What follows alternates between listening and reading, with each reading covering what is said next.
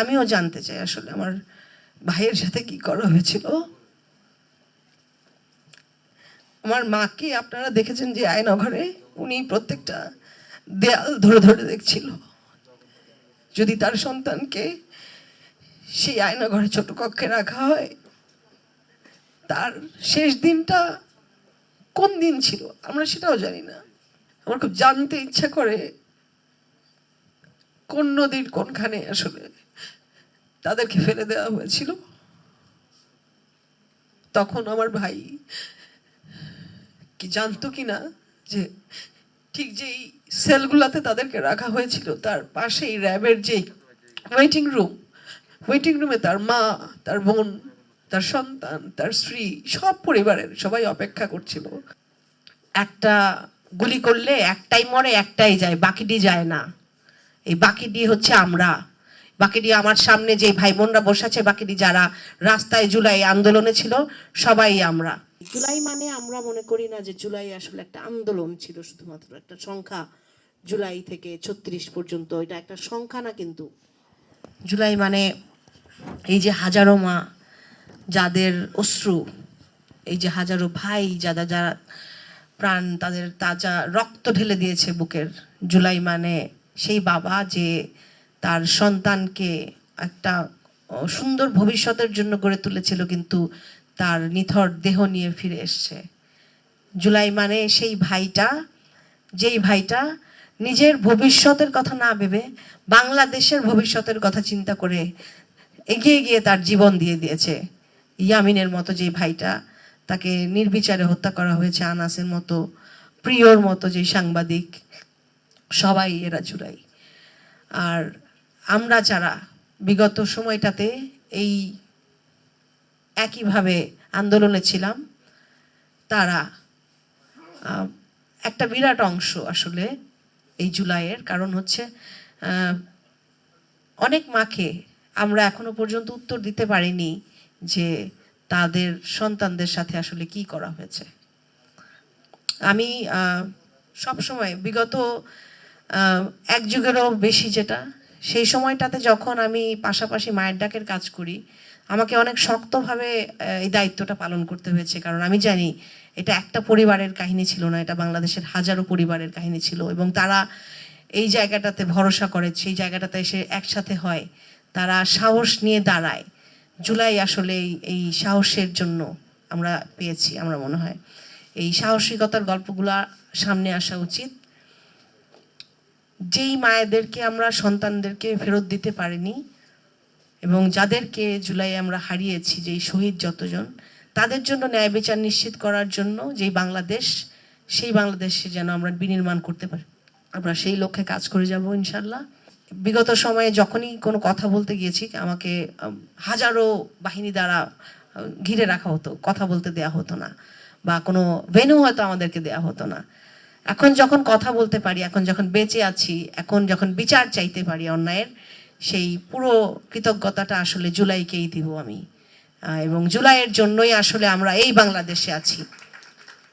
এবং আমি আশা করব এই বাংলাদেশ যেটা বিনির্মাণ হচ্ছে, এই সকলের হাত ধরে আপামর জনতা যারা ছাত্রদের নেতৃত্বে ছিলেন, এবং সেখানে এই যে আমাদের দিনমজুর ভাইরা ছিলেন, শ্রমিক ভাইরা ছিলেন, মাদ্রাসা ছাত্ররা ছিলেন, শিক্ষক ছিলেন, সবাই ছিলেন, মায়েরা ছিলেন, বোনেরা ছিলেন, সবাই এসেছিল তাদের কাছে, যে আমরা হয়তো সেই সত্যগুলো সামনে আনতে পারবো, বিচারগুলোকে যথার্থভাবে করতে পারবো ইনশাল্লাহ, সবাই যদি একত্রিত থাকি।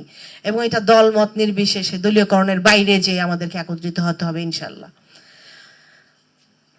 আমরা আমাদের বিগত সময়ের একটা সংখ্যা আছে যে ১,৫০০-এরও বেশি যে সত্যতা প্রমাণিত হয়েছে গুমের, তার বাইরেও আসলে আমার মনে হয় যে প্রায় গুম কমিশনের তথ্য মতে তারা ধারণা করেছিলেন যে ৪ থেকে ৫,০০০ সংখ্যা, যেটা আসলে সামনে আসেনি, ভয়ে কেউ সামনে তুলে আনেনি বিচার পাবেন কিনা।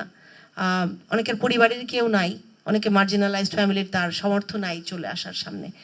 তো সেই জায়গা থেকে গুমের পরে ফেরত আসেনি এরকম সংখ্যাটা অনেক বেশি। এটা প্রায় লিস্টেড কেসগুলো হচ্ছে ২৫০-র মতো, কিন্তু আমরা জানি সংখ্যা আসলে অনেক বেশি। হয়তো তার পরিবার থেকে বলার কেউ ছিল না, তাদের হয়ে আমরা কাজ করতে চাই, সত্যগুলোকে সামনে আনতে চাই ইনশাল্লাহ। একটা স্বাধীন জায়গায়, স্বাধীন দেশে আজকে গণ অভ্যুত্থানের পরে দাঁড়িয়েও আমি বলতে চাই যে আমিও জানতে চাই আসলে আমার ভাইয়ের সাথে কি করা হয়েছিল। আমার মাকে আপনারা দেখেছেন যে আয়নাঘরে উনি প্রত্যেকটা দেয়াল ধরে ধরে দেখছিল, যদি তার সন্তানকে সেই আয়নাঘরে ছোট কক্ষে রাখা হয়, তার শেষ দিনটা কোন দিন ছিল আমরা সেটাও জানি না।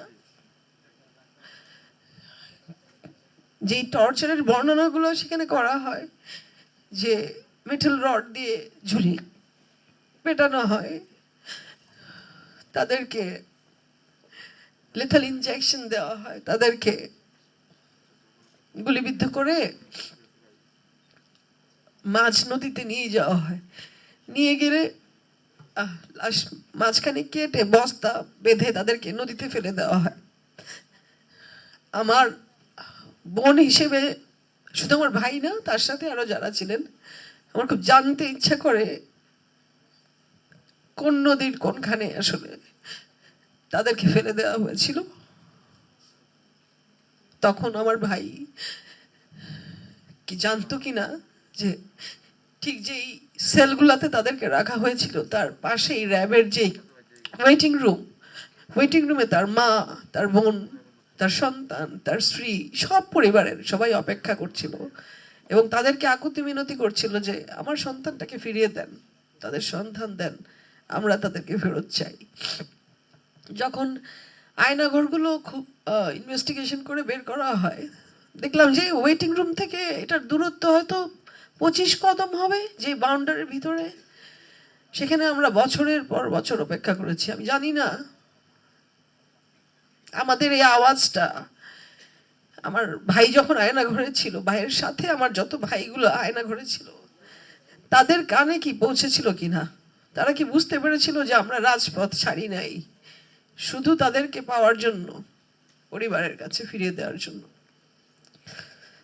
এই বাংলাদেশকে আমরা, এই জুলাইকে আমরা কাউকে নষ্ট হতে দিব না, কাউকে এই জুলাইকে আসলে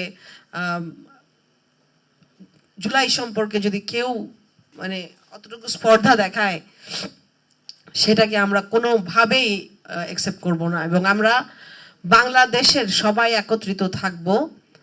সামনে কোনো দিন আমরা অনেক বয়ান দেখি, আমরা সোশ্যাল মিডিয়াতে দেখি, আমরা ছোট ছোট বিক্ষিপ্ত নিষিদ্ধ সংগঠনের মিছিল দেখি। যতদিন আমরা থাকবো, যতদিন এই ভাইয়েরা থাকবে, যতদিন আমরা এই ভাই বোনরা বেঁচে থাকবো, বাংলাদেশ থাকবে, যতদিন জুলাই থাকবে, ততদিন এই বাংলার মাটিতে ওই নিষিদ্ধ সংগঠনের কোনো জায়গা হবে না। যতদিন না একটা বিচারও বাকি থাকে, সেই ন্যায় বিচারগুলো নিশ্চিত করতে পারবো, ততদিন এই বাংলায় আসলে তাদের কোনো জায়গা হবে না ইনশাল্লাহ। আর আমরা বলতে চাই, আপনারা দেখেছিলেন বারবার বলা হয় যে একটা গুলি করলে একটাই মরে একটাই যায়, বাকিটি যায় না। এই বাকিটি হচ্ছে আমরা, বাকিটি আমার সামনে যে ভাই বোনরা বসে আছে, বাকিটি যারা রাস্তায় জুলাই আন্দোলনে ছিল, সবাই আমরা। এই বাকিটি বাংলাদেশকে ধারণ করবে, এই বাকিটি লড়ে যাবে বাংলাদেশের মাটির জন্য। যে লড়ে যায় সে নিজের জন্য লড়ে যায়।